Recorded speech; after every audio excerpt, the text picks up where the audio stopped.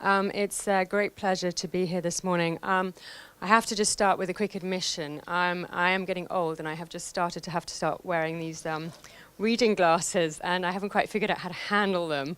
So yesterday, I was giving a presentation, and I had my notes, because I'm very green, printed out in tiny font to save the paper, and so I couldn't read them, and I was taking my glasses on and off and mucking about, and some of the people were in this room were there yesterday, and I suspect it was a bit distracting. So today, I have larger font, and I hope that I will be able to manage, but please bear with me.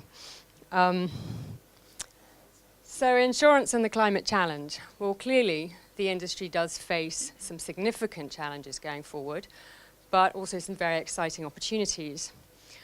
I mean, first of all, they really have to think about business as usual and whether they should be considering their position on extending coverage to fossil fuel and other heavy manufacturing industries, which currently are some of their largest customers.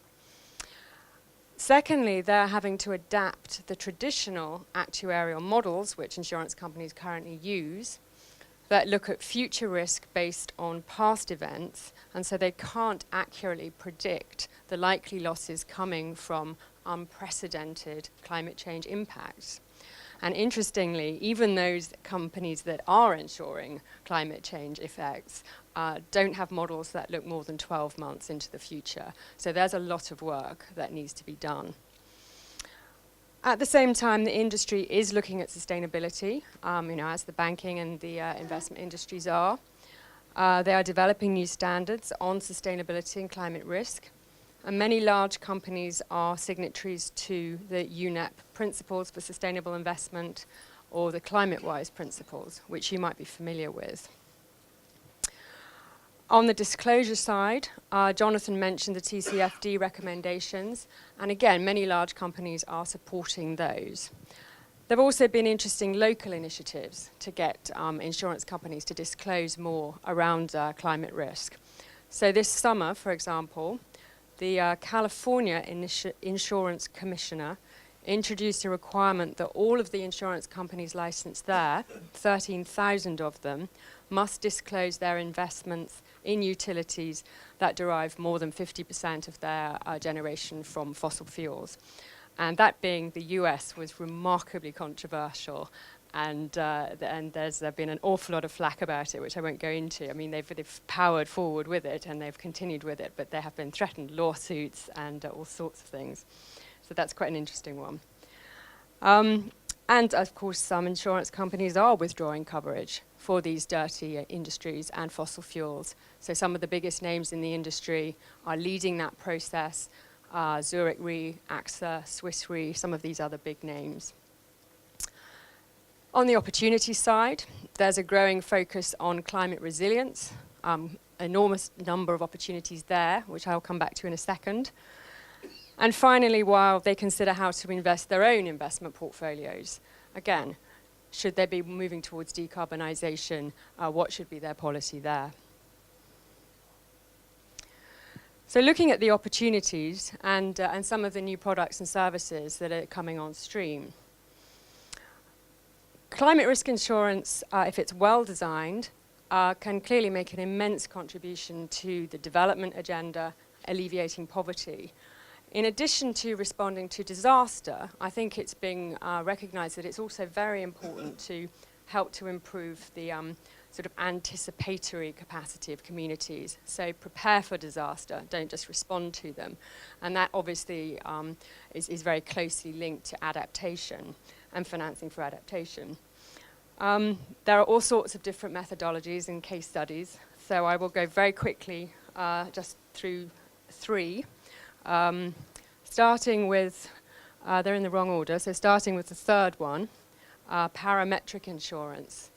Now this has become quite widespread now, and unlike traditional insurance, which only covers actual losses, so a disaster has to have happened to you, this solution pays out a predetermined amount of money in response to predefined incidents. So that could be, first of all, where you're located, clearly, How is that related to the way a storm is tracking? It might be the wind speed, it might be the level of rainfall. So it doesn't actually have to have caused your building to fall over yet, but once those triggers have been reached, the insurance will pay out.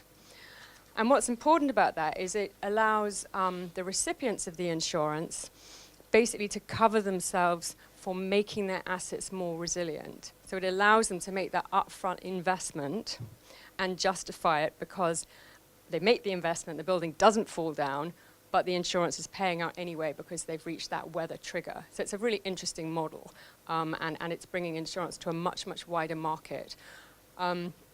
One example of that here in the region that was launched just in the summer is a product called One Storm Philippines.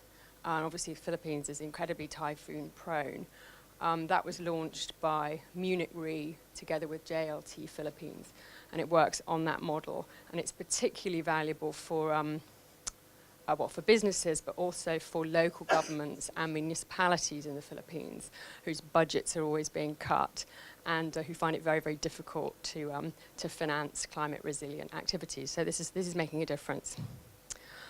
Moving on to pooling, this is a mechanism for providing cover for sort of larger scale incidents, potentially, even on a regional scale.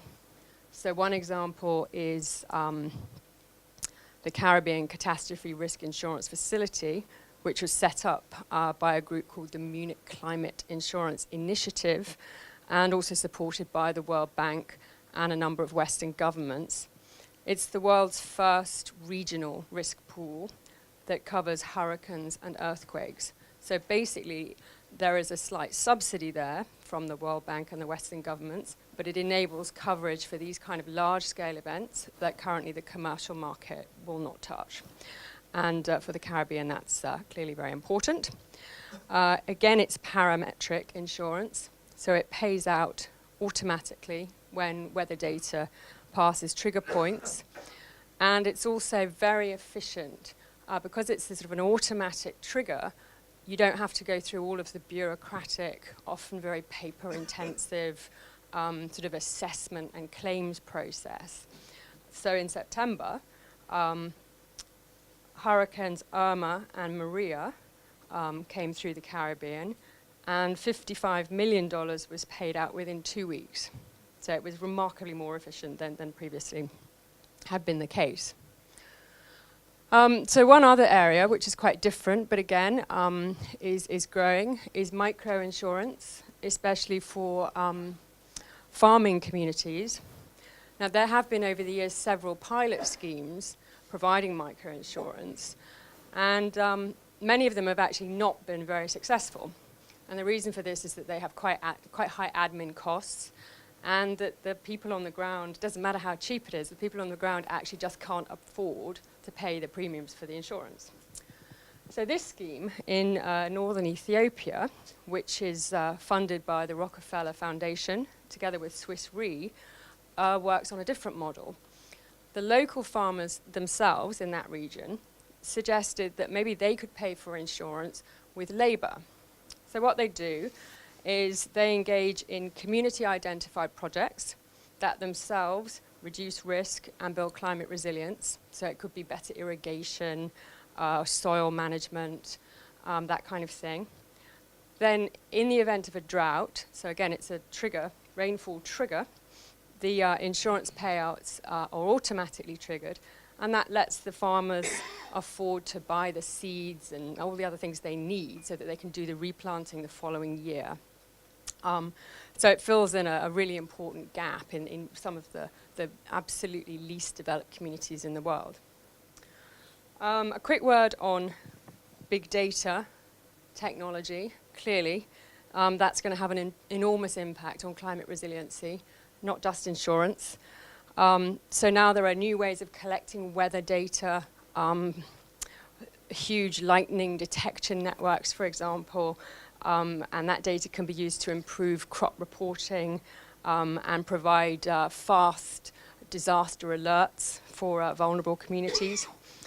The Green Climate Fund, which you may know about, where I'm an advisor, has just approved financing of $12 million for a climate information project in Malawi. And this extends the use of this kind of climate data into the vulnerable communities in Malawi with improved access to farming reports, and also enables new mechanisms like weather-based index insurance in those communities. Now, the interesting thing, one of the most difficult challenges actually about accessing big data is that often it's privately owned, or it's owned by corporations, and therefore it's private. And so this concept of data philanthropy has been developed. It came up, first of all, at the World Economic Forum in 2011, and basically it's a way of persuading companies that it's part of their sort of CSR obligation to share some of this big data with the wider community so that it can be put to good use.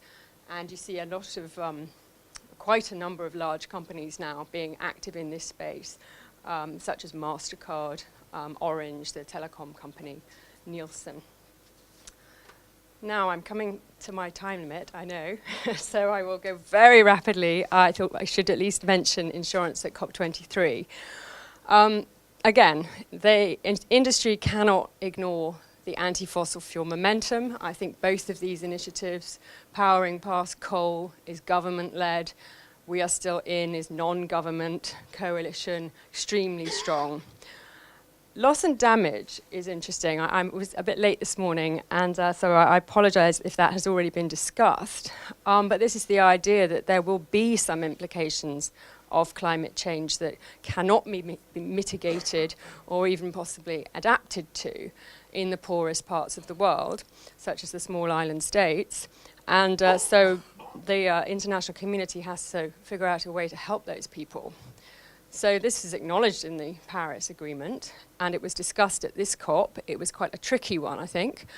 And the issue there is, although it's been acknowledged as a very important issue, there is no idea currently as to who is going to finance what and where that money might come from. And that has implications for the insurance industry. One of the ideas that has been mooted a long time ago was that there should be an international insurance pool that would compensate countries for impacts like climate change, sea level rise. And so that's definitely something to keep an eye on. And then finally, there have been a number of public, private, and also philanthropic partnerships in insurance. I've mentioned a couple of them. This Into Resilience is one of the largest. It was initially set up by a number of G20 countries. And at the COP, a new partnership was announced between the G20 and the V20 countries. And they are the group of 49 countries that are most vulnerable to climate change. And this partnership will accelerate the efforts to scale up insurance and to bring it to the most vulnerable communities in the world. So there we are. Lots is happening in insurance, and lots of very interesting crossovers, I think, with the two speakers earlier. Thank you.